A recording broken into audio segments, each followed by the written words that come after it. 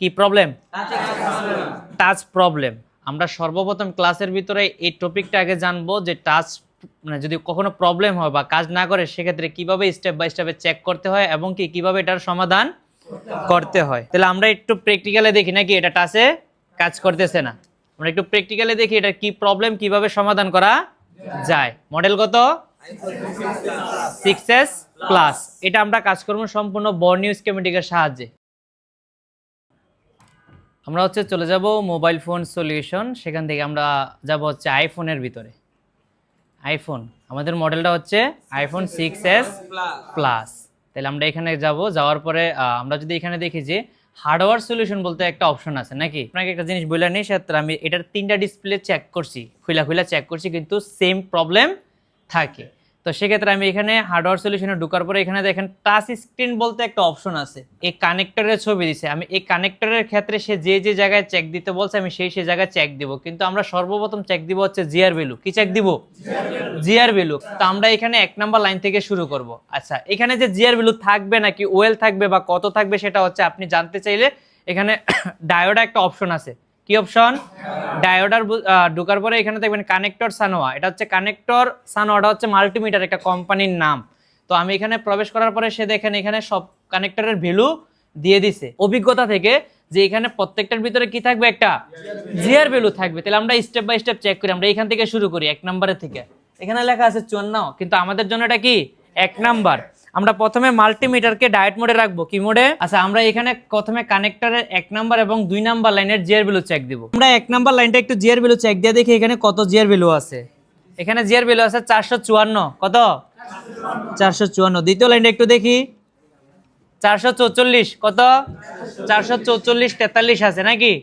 আচ্ছা, তারপরে আমরা দেখি স্কিমেটিকে কত নাম্বার লাইন? 1 2 3 4 5 6 7 নাম্বার। কত নাম্বার?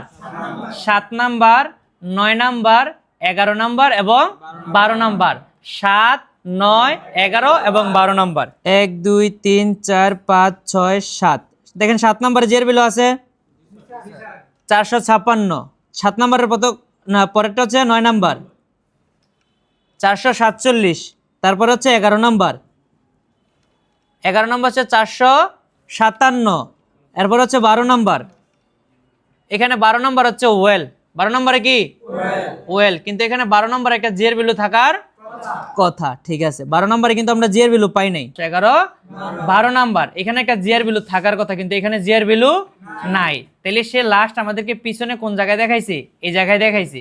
এই জায়গায় দেখানোর পরে আমাদের এখানে একটা কম্পোনেন্ট দিছে, কিন্তু আমরা যদি বোর্ডের দিকে খেয়াল করি আমরা একটু, যে কম্পোনেন্টটা থাকার কথা এখানে একটা কম্পোনেন্ট কি মিসিং, একটা কম্পোনেন্ট মিসিং আছে। সেক্ষেত্রে আমরা একটু ট্রাই করি যে এখানে কোনো জিআর ভ্যালু আছে কিনা আপাতত পিছনের সাইডে গিয়ে নাকি।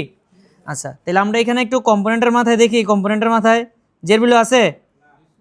আচ্ছা, আমরা দেখি এই মাথার জিআর ভ্যালু আছে কিনা। 431।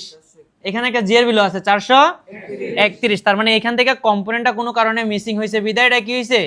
জিআর ভ্যালুটা মিসিং করছে নাকি। তাহলে আমরা স্টেপ বাই স্টেপ চেক দেওয়ার পরে 12 নাম্বার লেগে আমরা পাইলাম যে এখানে একটা কম্পোনেন্ট মিসিং। আচ্ছা, এখানে যে কম্পোনেন্টটা মিসিং, এই কম্পোনেন্টটা কি? রেজিস্টার, কয়েল, ডায়োড নাকি কি? আমরা এটা একটু ট্রাই করে দেখি নাকি। আচ্ছা, এখানে যদি আমরা দেখি যে এখানে যে কম্পোনেন্টটা দেওয়া আছে সেক্ষেত্রে হচ্ছে যে মিসিং, এই কম্পোনেন্টটা আসলে কি? আমরা সর্বপ্রথম ঢুকবো স্কিমেটিকে, এখানে যাব লেআউটের দিকে। 1 2 3 4 5 6 7 8 9 10 11 12 13 14 15 এই 16 নাম্বারটা। তাহলে এটা আমরা একটু কপি করে নিই। আমরা এখানে সার্চ কম্পোনেন্টে ক্লিক করলাম, এখানে পেস্ট করলাম। আমরা কয়েল চাইলে জাম্পার করতে পারি, সেক্ষেত্রে মাথায় রাখতে হবে যদি কয়েলের কোনো হেনরি না থাকে সেক্ষেত্রে সেই কয়েলটা কি জাম্পার করতে পারি। আচ্ছা, এখানে যেহেতু কম্পোনেন্টটা মিসিং আমরা একবার ট্রাই করে দেখতে পারি জাম্পারের মাধ্যমে আমাদের এটা সাকসেস আমরা পাই কি না।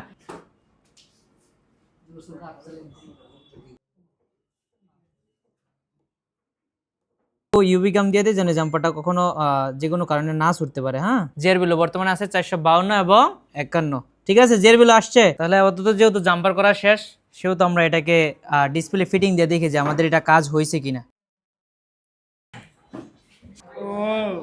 কাজ হয়েছে, কাজ হয়েছে। সামনে যাও।